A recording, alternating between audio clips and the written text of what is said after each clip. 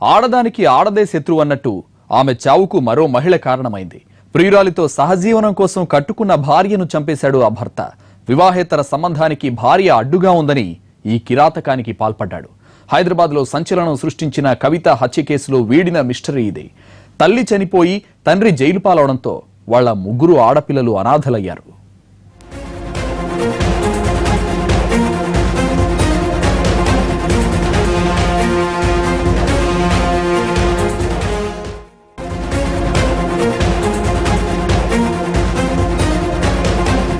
హైదరాబాద్లోని బిజీ రోడ్లో ఓ మహిళ హత్యకు గురైంది.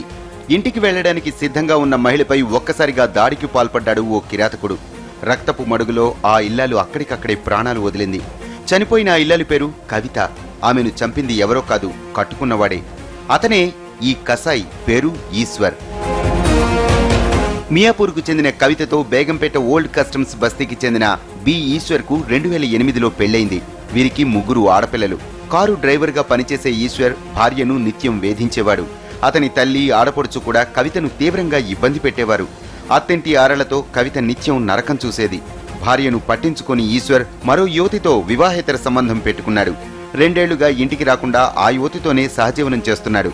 భర్త ఎప్పటికైనా వస్తాడని, తనను పిల్లల్ని బాగా చూసుకుంటాడని 2 ఏళ్లుగా కవిత ఎదురు చూస్తూనే ఉంది. 2 ఏళ్లైనా భర్త ఇంటికి రాకపోవడంతో విసిగిపోయిన కవిత గత నెల 5న పిల్లల్ని అత్తారింట్లోనే వదిలేసి మియాపూర్లోని పుట్టింటికి వెళ్లిపోయింది. కవిత కనిపించట్లేదని అత్తవారు పోలీసులకు ఫిర్యాదు చేశారు. విచారణ జరిపిన పోలీసులు కవిత పుట్టింట్లోనే ఉందని గుర్తించారు. కేసు పరిష్కరించుకోవాలని ఆమెకు సూచించారు. కేసు విషయమై మాట్లాడేందుకు కవిత తన తండ్రి, సోదరుడు, మరదలతో కలిసి బేగంపేట పోలీస్ స్టేషన్కు వచ్చింది. కవిత స్టేషన్కు వచ్చిన విషయం తెలుసుకున్న ఈశ్వర్ అక్కడే మాటు వేశాడు. ఆటో ఎక్కుతున్న కవితపై పదునైన ఆయుధంతో దాడి చేశాడు. గొంతు కోశాడు. అడ్డుకోబోయిన మామ, బావుమరిదిపైన ఆయుధంతో దాడి చేశాడు. రక్తపు మడుగులో కొట్టుమిట్టాడిన కవిత అక్కడికక్కడే మరణించింది.